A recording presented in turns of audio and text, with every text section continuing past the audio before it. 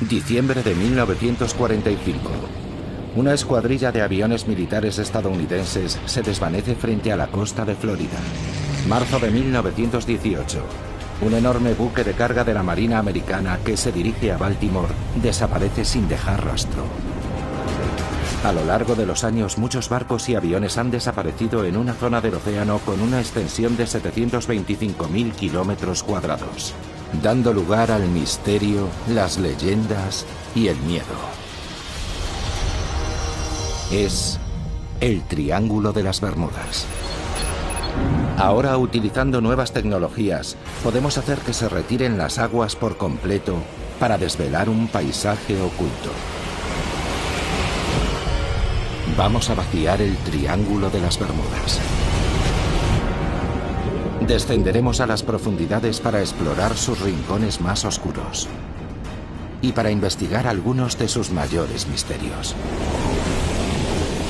Cuando las aguas hayan desaparecido por completo, ¿qué encontraremos en el fondo del Triángulo de las Bermudas? Drenar el Triángulo de las Bermudas. Bermudas es un oasis de islas a 1050 kilómetros de la costa este de Estados Unidos. Durante siglos fue un refugio para los barcos que cruzaban el Atlántico, pero las aguas que las rodean ocultan una amenaza mortal. Aparte de ser muy atractivas, representan una seria amenaza para los marinos que no tienen experiencia específica en la zona. El nombre de las Bermudas llegó a infundir temor en el corazón de los marinos, que le dieron a su isla principal el nombre de Isla de los Diablos. La paradoja de este paraíso es que fue un cementerio de barcos durante sus primeros 200 o 300 años. Como conservador de naufragios, el trabajo de Philippe Rouillat consiste en localizar y monitorizar los pecios históricos del archipiélago, y hay suficientes para mantenerlo ocupado.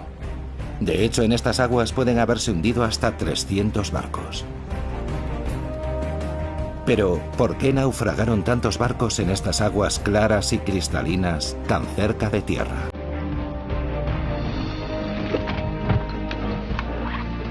Hoy, Philippe va a visitar los restos de varios naufragios que podrían arrojar alguna luz sobre el misterio.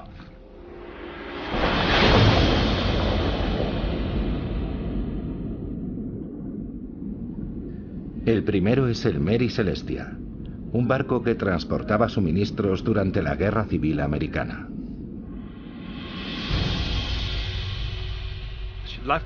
Zarpó de Gran Bermuda, siguió la costa sur y se hundió aquí. Algo muy curioso, porque estamos a 800 metros de la orilla. Y ocurrió un día con el mar en calma.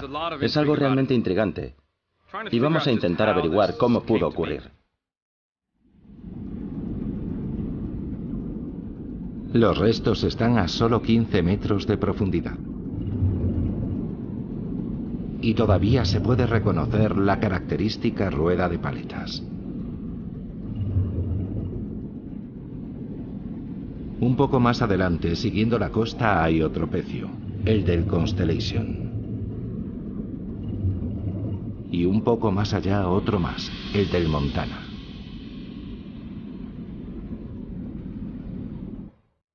De hecho, de acuerdo con los registros de Philippe, las Bermudas están completamente rodeadas de barcos hundidos. Aquí hay claramente algo que representa una amenaza mortal para la navegación. Para desvelar este y otros antiguos misterios del Triángulo de las Bermudas, necesitamos ver qué hay debajo del agua. Necesitamos drenar el océano por completo para poder contemplar un paisaje extraordinario nunca visto hasta el día de hoy.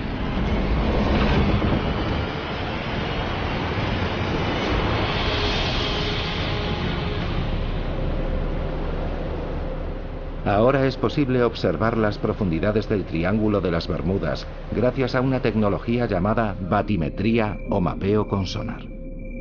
El método consiste en lanzar ondas sonoras hacia el fondo marino. Las señales que rebotan en el fondo revelan la forma y profundidad de la tierra que hay debajo. Y es esta tecnología la que puede ayudarnos a descubrir la causa de los cientos de naufragios ocurridos alrededor de la isla. El geólogo Nick Hutchins es prospector de fondos marinos. Hoy va a utilizar la batimetría con sonar para buscar formaciones submarinas específicas en las zonas donde se produjeron algunos de los naufragios. Lo que estamos buscando son depósitos minerales que pueden haberse formado en fuentes hidrotermales extintas, las llamadas chimeneas negras. Nick cree que estas fumarolas hidrotermales extintas podrían contener raros metales y minerales. Estaríamos hablando de oro y cobre. En las cortezas puede haber platino, cobalto, níquel y especialmente tierras raras que ahora son muy importantes porque son vitales para muchas tecnologías modernas. Para poder encontrar estos valiosos metales, Nick va a utilizar un sonar multirrayos. Los datos revelan un extraordinario paisaje submarino alrededor de las Bermudas, incluyendo lo que parece el borde de una montaña. Tenemos una especie de meseta plana y de repente llegamos a lo que llamamos el borde. Y desde ahí el terreno desciende en una pendiente de unos 60 grados hasta casi 600 metros. Es un dato fascinante.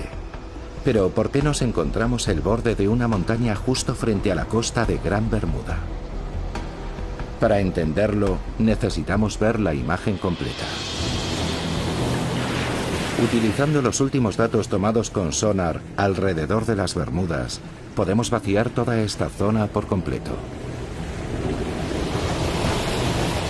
Al desaparecer el agua, el pequeño archipiélago aparece situado sobre la cima de una montaña colosal, una montaña marina de 4.000 metros de altura, aislada en medio del Océano Atlántico.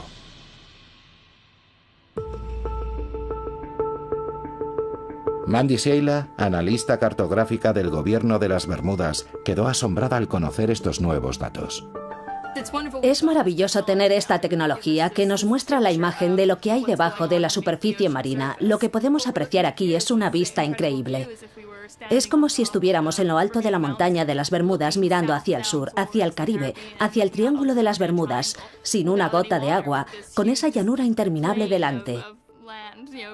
Es extraordinario pensar que estamos aquí, sobre esta montaña en mitad de la nada. Pero, ¿cómo apareció aquí? La razón por la que están aquí estas islas es que se produjo una erupción volcánica muy significativa en este lugar, relativamente aislado de la placa oceánica, que se ha ido formando desde la fase más antigua del desarrollo del Océano Atlántico.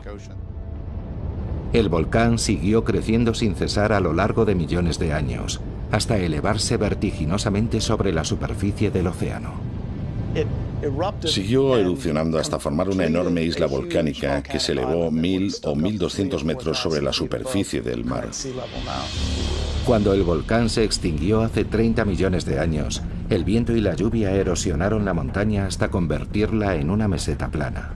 Y más adelante, al subir el nivel del mar tras la era glacial, Gran Bermuda se convirtió en una pequeña isla en lo alto de una montaña submarina. En las laderas de este antiguo volcán se formaron arrecifes que actualmente rodean casi por completo las Bermudas. Los arrecifes son una barrera natural que nos protege de la furia del océano, pero también han ocasionado el trágico fin de muchos marinos. Estos arrecifes son potencialmente fatales para los barcos, pero es lo que ocultan lo que representa la mayor amenaza. Son los escollos. Son formaciones creadas por un tipo de algas rocosas y por los caparazones de millones de diminutos moluscos.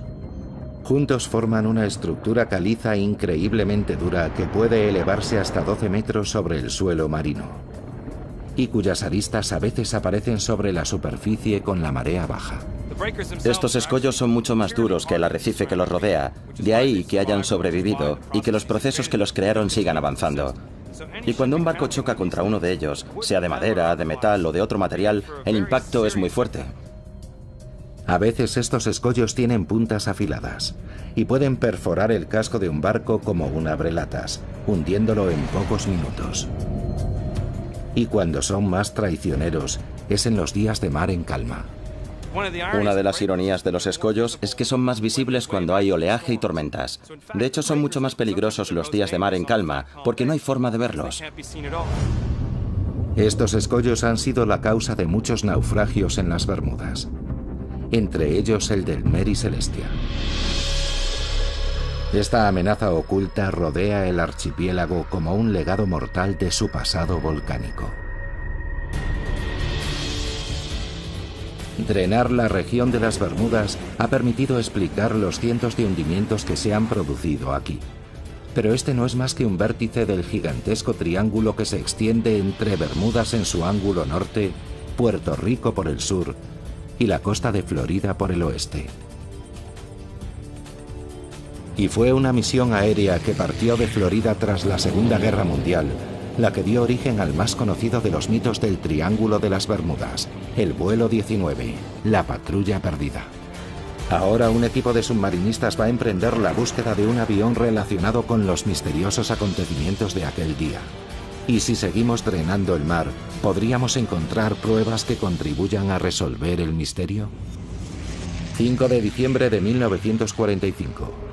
5 aviones Avenger despegan de la base aérea naval de Fort Lauderdale, en Florida. El vuelo 19, según su nombre en clave, es una misión rutinaria de entrenamiento a lo largo de la costa atlántica. Al mando está el teniente de la Marina estadounidense Charles Taylor, un piloto con sobrada experiencia. Ha dirigido docenas de misiones de entrenamiento, pero no está familiarizado con esta franja de costa en concreto. A mitad de la misión, las cosas se complican. El teniente Taylor informa de problemas con los instrumentos de navegación. Las condiciones meteorológicas empeoran rápidamente y poco después desaparecen sin dejar rastro. Un Martin Mariner PBM-5 parte en misión de rescate para intentar localizar los aviones y llevar a los pilotos de vuelta a casa. El Mariner emite un mensaje rutinario, pero después no se vuelve a saber de él. No se llegó a encontrar ningún resto del vuelo 19 ni del avión de rescate Mariner. Todo tipo de teorías extrañas y fantásticas han intentado explicar la desaparición de estos aviones, desde abducciones extraterrestres hasta los efectos de una niebla electromagnética. Lo más probable es que los pilotos simplemente se perdieran, se quedaran sin combustible y cayeran en algún lugar del océano. El Mariner y el vuelo 19 tuvieron algún tipo de problema en la zona que rodea las Bahamas. Y por primera vez es posible vaciar esta zona hasta una profundidad de unos 5.000 metros. El paisaje que se nos revela es una vasta y uniforme extensión submarina conocida como llanura abisal. Es como un inmenso desierto submarino. Así es fácil entender que no se hayan encontrado restos de los aviones. Pero ahora, 70 años después, es posible que estemos a punto de encontrar el avión de rescate Martin Mariner. Mike Barnett es un buceador especializado en la búsqueda de aviones perdidos. Ha pasado años investigando el misterio del vuelo 19 y ahora cree saber con bastante exactitud dónde se estrelló el Mariner. He intentado recrear mentalmente su ruta, a dónde podría haberse dirigido y dónde cayó al mar. El avión salió de la base aérea naval de Banana River, viajó hacia el norte, hacia Cabo Cañaveral, y se alejó de la costa hacia la zona de búsqueda que le habían asignado.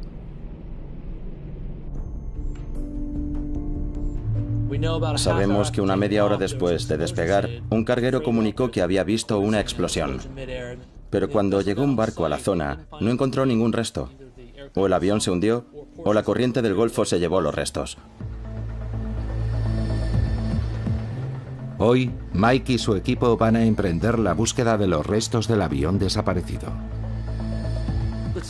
El pecio está a unos 70 metros de profundidad y a unos 80 kilómetros de la costa. Pensamos que allí hay unos restos que vale la pena examinar, porque está dentro de la zona, aunque por el efecto de la corriente del Golfo, quizá esté un poco más al norte. Pescadores de la zona dicen haber visto restos en esta zona, y Mike los está buscando con el sonar. Acabamos de pasar por encima. Es bastante pequeño, lo que es de esperar si se trata de un avión. Vamos a ponernos los trajes y bajar a verlo.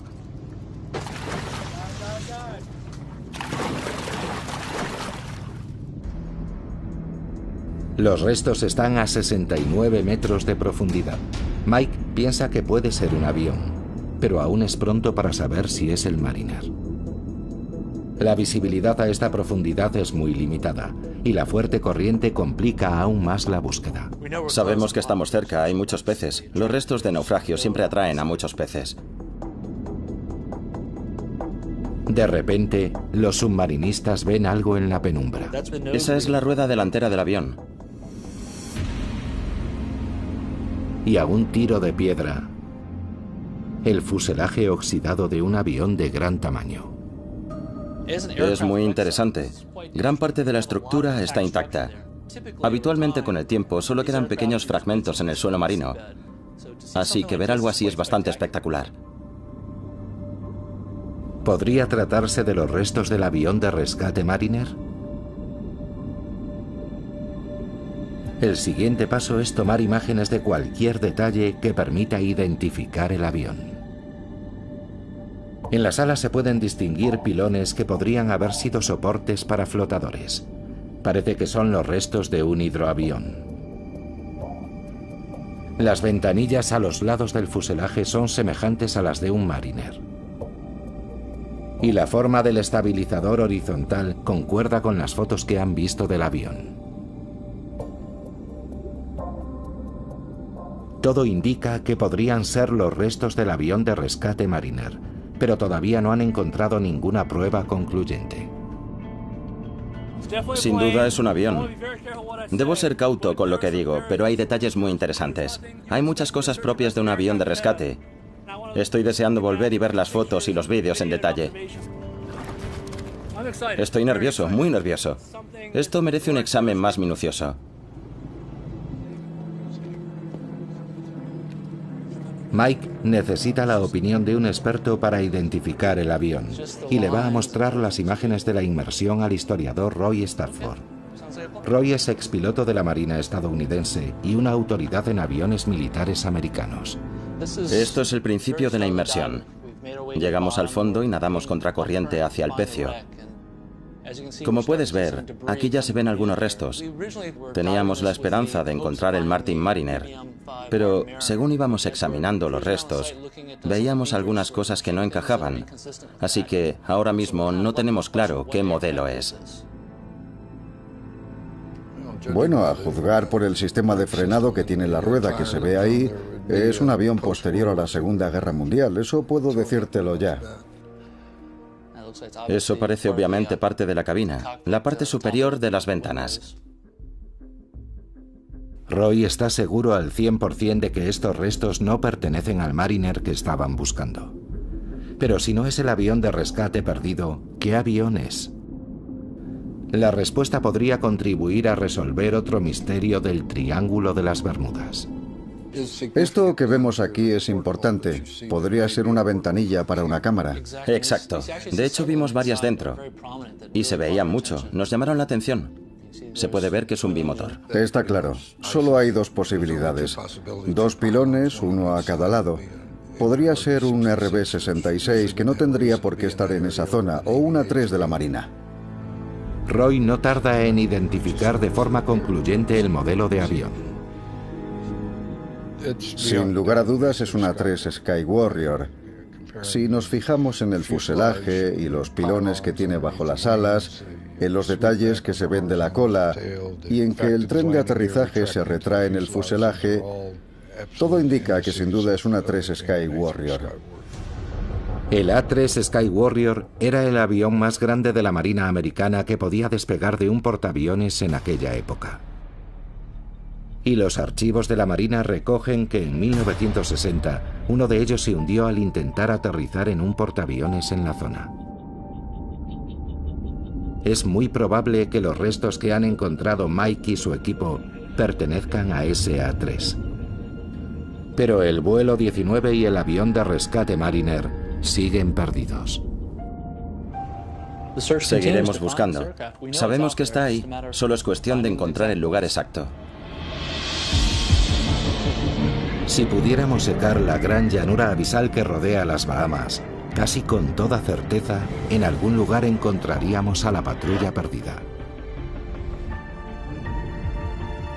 Y basándonos en las condiciones de los restos de otros aviones encontrados en el suelo marino, podrían tener un aspecto muy parecido a este, después de 7 décadas en el mar. Según seguimos vaciando el Triángulo de las Bermudas y descendiendo cada vez más, encontramos otros fenómenos extraños. En las Bahamas, antiguas leyendas hablan de monstruos marinos ocultos en profundas cuevas submarinas, bestias que devoran marineros y barcos. Ahora la ciencia está descubriendo la extraordinaria verdad que se oculta tras esas leyendas.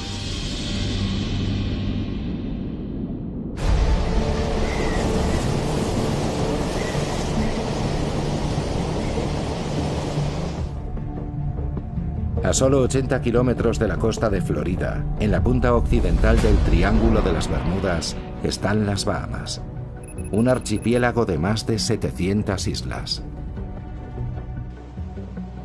Aquí es donde encontramos una de las fuerzas naturales más misteriosas del Triángulo. Remolinos que, según las leyendas locales, pueden engullir personas y barcos. Al vaciar el océano hasta casi 5 kilómetros de profundidad, nos encontramos con un paisaje extraordinario. Las Bahamas se encuentran en una vasta meseta caliza que se eleva sobre el suelo marino. Se conoce como el Gran Banco de las Bahamas. Acantilados más altos que ninguna formación conocida en tierra firme se elevan hasta 5.000 metros, casi 3 veces más que el Gran Cañón. Aquí surgieron mitos y leyendas hace muchos siglos. Las islas del archipiélago más cercanas a los Estados Unidos son Bimini del Norte y del Sur. Sus aguas fueron famosas hace siglos, cuando los barcos piratas surcaban los mares. Y según la mitología del Triángulo, en la antigüedad hubo aquí un lugar legendario. Algunos piensan que la prueba sigue estando sumergida a 5 metros frente a la isla de Bimini del Norte. Es algo que parece una carretera de piedra en el lecho marino. Esta extraña formación es conocida como la carretera de Bimini. Es tan recta y uniforme que muchos exploradores submarinos afirman que tiene que ser obra humana. Pero si tienen razón, ¿qué hace una carretera en el fondo del mar? Según la leyenda, la carretera de Bimini podría ser un resto del misterio submarino por excelencia, la fabulosa ciudad de la Atlántida. Pero a pesar de su apariencia artificial, la ciencia ha demostrado que son unas formaciones de placas de piedra caliza completamente naturales. Si drenáramos las aguas que cubren la carretera de Bimini, este es el aspecto que tendría. La búsqueda de la Atlántida continúa en otros lugares del mundo. Pero esta carretera no es lo único extraño que hay en las aguas que rodean las Bahamas.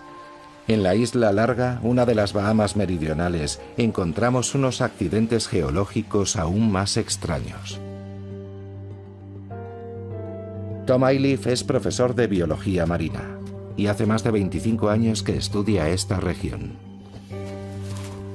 Puede que no haya encontrado la puerta de la Atlántida, pero sus descubrimientos pueden ser igual de profundos y misteriosos. Ahora mismo estamos en un lugar bastante inusual. Lo llaman La Gruta. Está detrás de una iglesia española abandonada, en mitad del bosque. Este es uno de los numerosos agujeros azules o sumideros que hay en las Bahamas. Se formaron al ceder el suelo sobre zonas previamente vaciadas por la erosión. Un sumidero lleno de agua salobre, una mezcla de agua dulce y salada, no es lo que uno esperaría encontrar en mitad de una isla.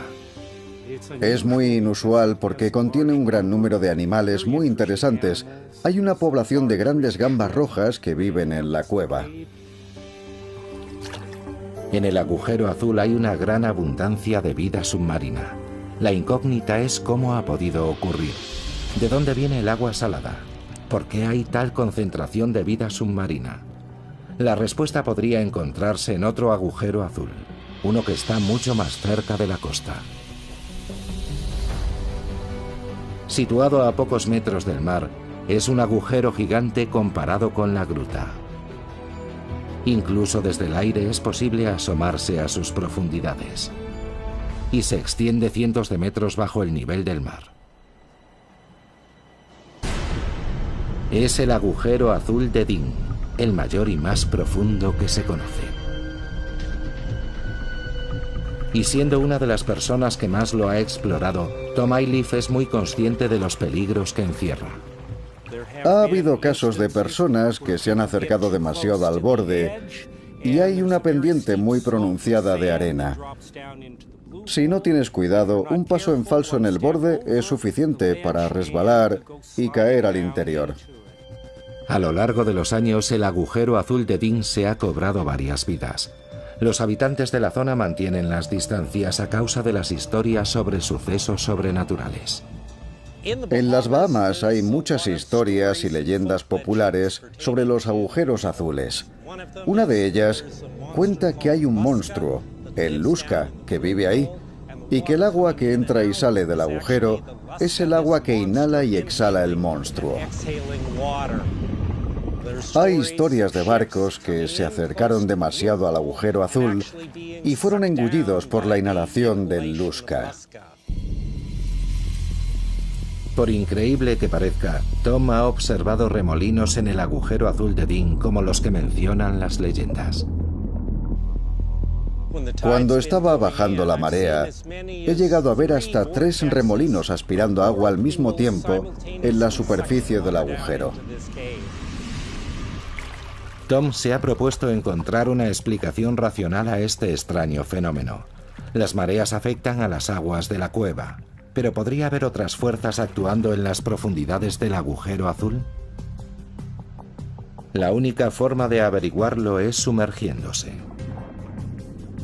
Tom ha estado explorando agujeros azules en las Bahamas desde hace más de 20 años, pero nunca han dejado de impresionarle. Son portales a otro mundo. Cuando te sumerges aquí, entras en un lugar único en el planeta.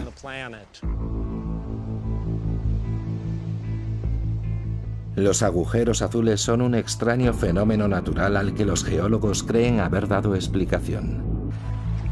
Durante la última glaciación, el nivel del mar era más bajo.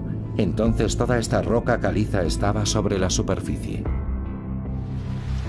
Lluvias ácidas se filtraron a través de la piedra, erosionándola y formando grandes bóvedas subterráneas vacías. En algún momento el techo de la bóveda se hundía, dando lugar a la característica forma de botella de los agujeros azules. Y posteriormente, al subir de nuevo el nivel del mar tras la glaciación, la estructura quedaba sumergida por completo. Apenas se zambulle en el agujero azul de Dean, Tom ve cómo se ensancha de repente. Al llegar a una profundidad de 18 metros, la cámara tiene un diámetro de unos 30 metros.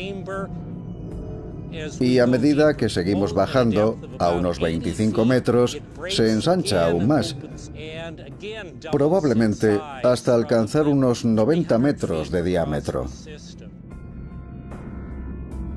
Y a 36 metros de profundidad, Tom ve lo que parecen ser túneles laterales que salen de la cámara principal. Son pequeños, pero ejercen una poderosa fuerza de succión. Notábamos unas corrientes mareales muy fuertes que nos arrastraban. Solo entramos unos metros, pero al salir tuvimos que agarrarnos de la mano y tirar uno del otro para poder salir de allí. A los 45 metros, Tom llega al límite de la inmersión. Nunca se ha aventurado más abajo. Un reducido número de especialistas sí lo han hecho. Uno de ellos descendió a la asombrosa profundidad de 202 metros. Pero las profundidades de la cueva siguen casi completamente inexploradas. Tom está seguro de que hay mucho más ahí abajo. Canales ocultos que conectan diferentes agujeros azules, permitiendo que el agua y la vida marina lleguen al interior de la isla.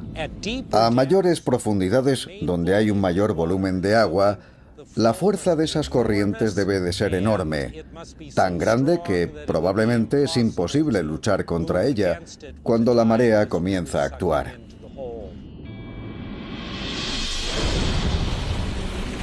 Pero con lo que sabemos, si vaciáramos el agujero azul de Dean, aparecería ante nuestros ojos no solo la enorme cueva en forma de botella, sino una red de túneles y fisuras que se adentran en las profundidades.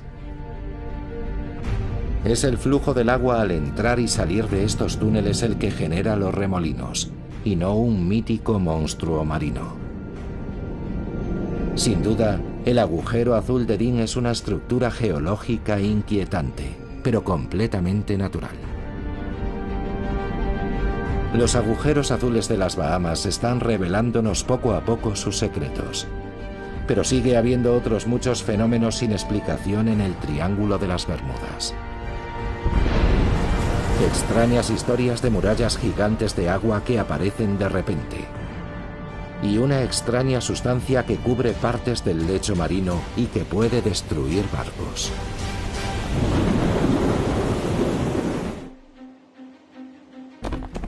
Marzo de 1918. Un buque de carga de la Marina estadounidense zarpa de Barbados. El USS Cyclops es un enorme carguero de 19.000 toneladas. Transporta una carga de mineral de manganeso y hay 309 hombres a bordo.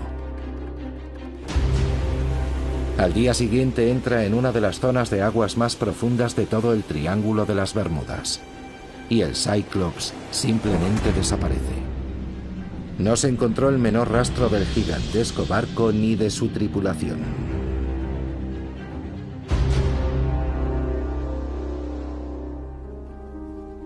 Para Marvin Barras, la historia va unida a una tragedia personal. Mi tío abuelo, Lawrence Merkel, era fogonero en el barco. Tenía 20 y pocos años y se encontraba entre los 309 desaparecidos. Normalmente cuando se pierde un barco siempre se encuentra algo. Parte de una lancha salvavidas o parte de la carga, algún resto del naufragio. Al final siempre aparece algo, pero en este caso, nada. La ausencia de restos del naufragio no tardó en dar lugar a teorías fantásticas. Aparecieron todo tipo de historias extrañas. Hubo un periódico de Washington que publicó que el buque había sido abordado y convertido en barco pirata y que navegaba por aguas del Amazonas. Otros dijeron que lo había capturado un submarino alemán.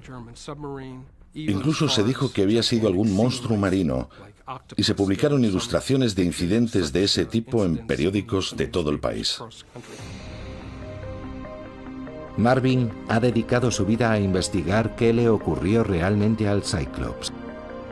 Ha examinado con todo detalle todos los documentos relacionados con el barco. Han sido décadas de minucioso trabajo, pero ahora cree haber identificado un punto débil potencialmente fatal en el diseño del barco. En su momento fue el navío más grande y rápido de la Marina estadounidense. Tenía la quilla plana, podía volcar con relativa facilidad. En una ocasión llegó a inclinarse unos 50 grados hacia un lado y 40 y muchos hacia el otro. Dándose esas circunstancias, la mayoría de los barcos se habría volcado por completo, provocando una catástrofe. Dada la tendencia del barco a volcar, ¿pudo algo voltearlo y hacerlo zozobrar? ¿Algo extraordinario? Durante siglos, los marinos han contado historias de olas salvajes. Enormes muros de agua que aparecían de repente, arrollando cualquier nave que encontraban a su paso. La idea de las olas salvajes ha sido material de leyendas desde hace cientos de años. Muchos marinos regresaban contando que se habían encontrado con ellas y que habían sobrevivido. Según el doctor Simon Boxall, no podemos seguir ignorando estos viejos cuentos de marineros. Utilizando satélites podemos observar el planeta entero en pocos días, y durante los últimos 20 años hemos observado y medido olas salvajes que en ocasiones superaban los 30 metros de altura. De modo que existen. En ocasiones incluso se han conseguido filmar olas gigantes. Esta, registrada en el invierno de 2012, se estrelló contra un barco de salvamento en el Mar del Norte.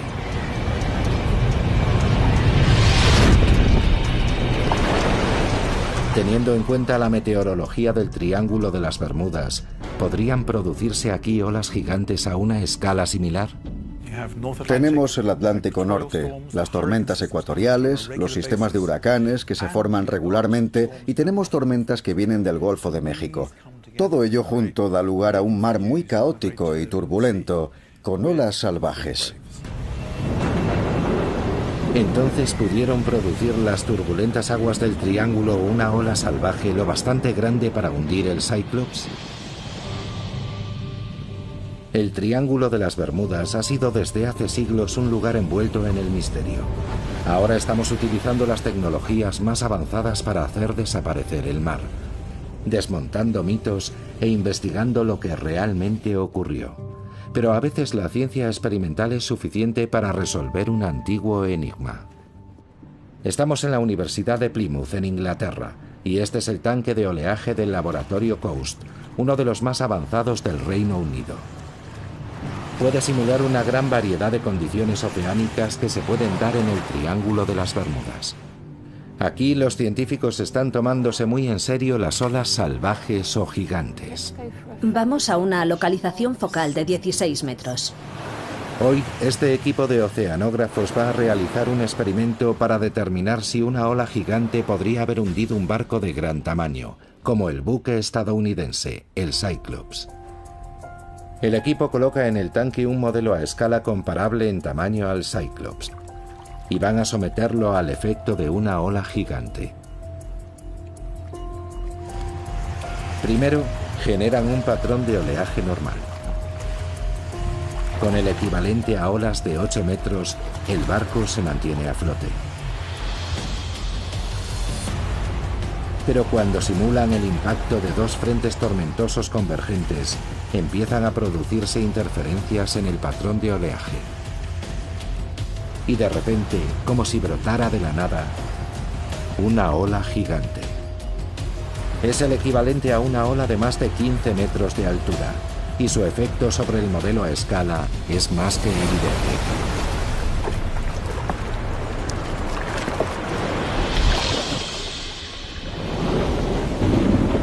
Esta es la prueba de que, en teoría, una ola salvaje podría haber hundido al Cyclops.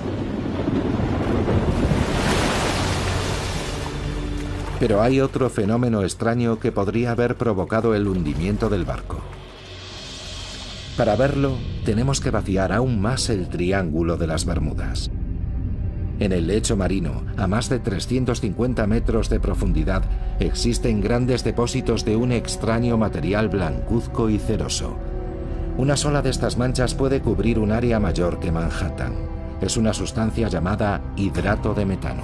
Estos hidratos de metano se forman cuando material orgánico de la superficie, peces muertos, plantas muertas, plancton, se deposita en el suelo marino y se degrada por efecto de la actividad bacteriana y microbiana.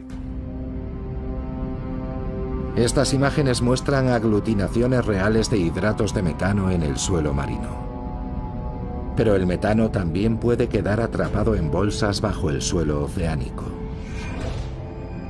1981, en el mar del sur de China. Un buque sonda perfora una bolsa de gas superficial que revienta. Las grandes burbujas de gas que suben a la superficie afectan a la estabilidad del barco, que vuelca y acaba hundiéndose. Cualquier gran turbulencia que se produce en el suelo marino, como un terremoto o un corrimiento de tierras, puede liberar una masa sustancial de hidratos de metano que se convertirían en gas al subir a la superficie. De modo que un escape de hidratos de metano podría haber causado el hundimiento del Cyclops, más aún teniendo en cuenta que por su diseño era propenso a volcar. Pero la única manera de determinar qué le ocurrió realmente al barco es encontrar sus restos. Después de estudiar todo lo que encontré sobre el rumbo aproximado que pudo tomar el barco desde el punto de partida, creo que probablemente estaría un día del puerto y debía de encontrarse al noroeste de Puerto Rico. Marvin no pierde la esperanza de que algún día se encuentren los restos. Encontrar el lugar donde descansan los restos del Cyclops y de mi tío abuelo y todos los que servían con él significaría mucho. Pero si los cálculos de Marvin son correctos, no sería fácil recuperar el barco. Al vaciar la zona, aparece una fosa que alcanza los 8 kilómetros de profundidad.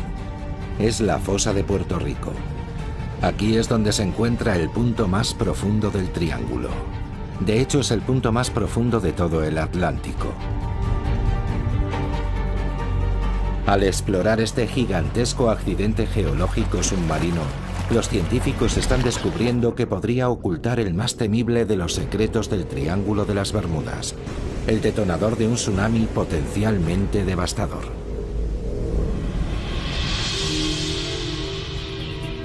La parte más profunda del Triángulo de las Bermudas, la fosa de Puerto Rico, podría ocultar su secreto más destructivo. Por ello, los científicos trabajan contrarreloj para explorar esta región submarina inaccesible.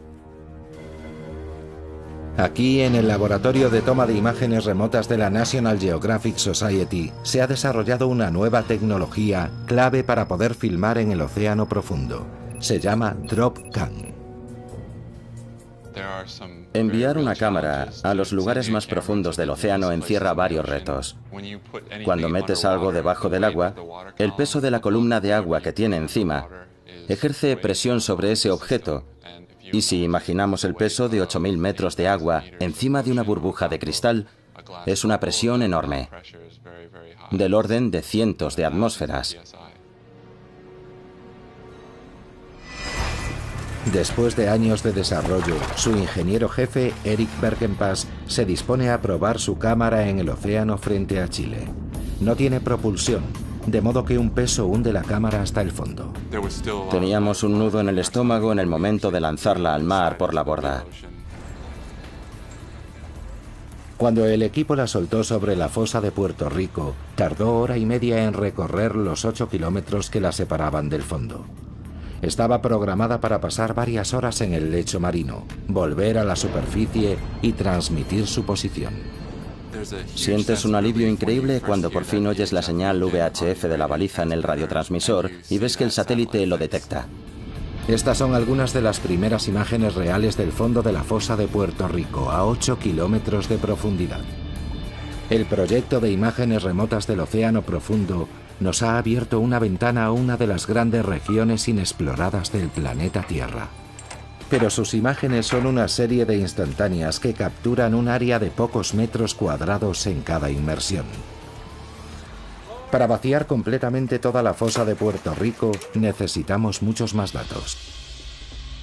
El científico del Servicio Geológico de los Estados Unidos, Uri ten Brink, está intentando crear un mapa de la fosa completa y cree que es una tarea extremadamente urgente. Empezamos a investigar esta fosa porque es muy similar geométricamente a la fosa de Sumatra, donde se originaron el terremoto y el gran tsunami en 2004. Y eso nos preocupa mucho, porque un terremoto de magnitud 9 en la fosa de Puerto Rico podría provocar un tsunami que afectaría a la costa este de Estados Unidos e incluso a Europa. El equipo de Uri ha desplegado vehículos submarinos operados por control remoto llamados ROVs para escanear la fosa y evaluar el nivel de riesgo de un tsunami. El ROV Emite impulsos sonoros para obtener lecturas lo más precisas posible. El mapa en 3D resultante revela las paredes casi verticales de los gigantescos cañones submarinos. En algunos de los valles y fracturas vemos paredes verticales que pueden tener unos 1000 metros de altura. Los geólogos saben desde hace tiempo que la fosa se formó al hundirse el borde de la placa tectónica norteamericana bajo la placa del Caribe y deslizarse contra ella simultáneamente. Pero lo que revelan estos nuevos datos es que podría ser una zona propensa a los corrimientos de tierra. Pueden mover masas de roca de muchos cientos de kilómetros cuadrados, del tamaño de grandes ciudades y mayores, de hecho. El grosor de esas rocas puede ser de 200 metros o más, así que hablamos de 10 o 20 kilómetros cúbicos en algunas ocasiones. Un corrimiento de tierra submarino a esta escala podría amenazar la costa este de Estados Unidos con un tsunami, como temía Uri. Cuando piensas en Boston, en Charleston, en Baltimore y en todas las centrales nucleares que hay a lo largo de la costa, hay que prepararse para algo así.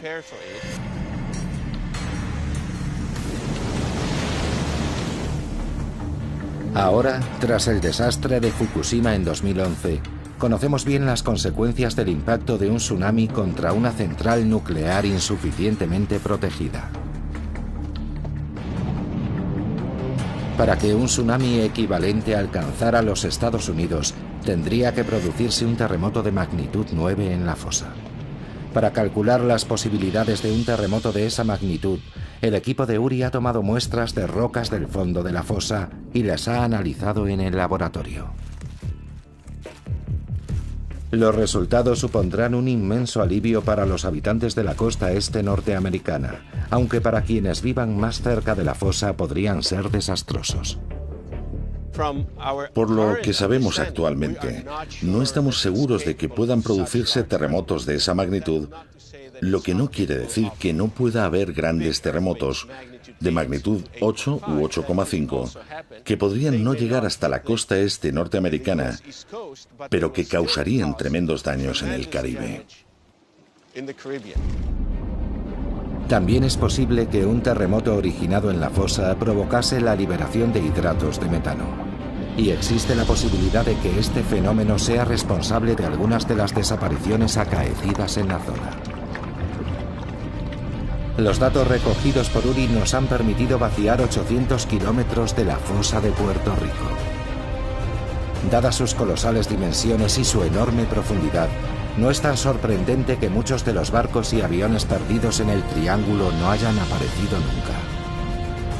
Hay espectaculares acantilados verticales de varios kilómetros de altura. Es un paisaje verdaderamente imponente. En el fondo del Océano Atlántico, a 8 kilómetros de profundidad.